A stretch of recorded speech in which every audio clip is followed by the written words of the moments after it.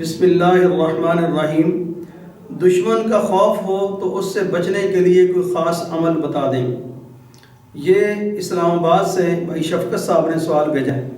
بھائی شفقت صاحب، دشمن کا خوف جس قسم کا بھی خوف ہو اس کے لیے بہترین دعا ہے اللہم انا نجعلک فی نحورہم ونعوذ بک من شرورہم۔ یہ 313 مرتبہ یا 500 مرتبہ یا 777 مرتبہ یا 1100 مرتبہ یہ روزانہ پڑھیں۔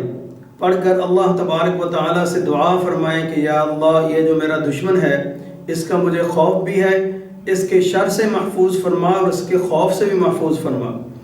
ایک تو یہ شروع کر لیں۔ دوسرا وَجَعَلْنَا مِن بَيْنِ أَيْدِيهِمْ سَدًّا وَمِنْ خَلْفِهِمْ سَدًّا فَأَغْشَيْنَاهُمْ فَهُمْ لَا يُبْصِرُونَ۔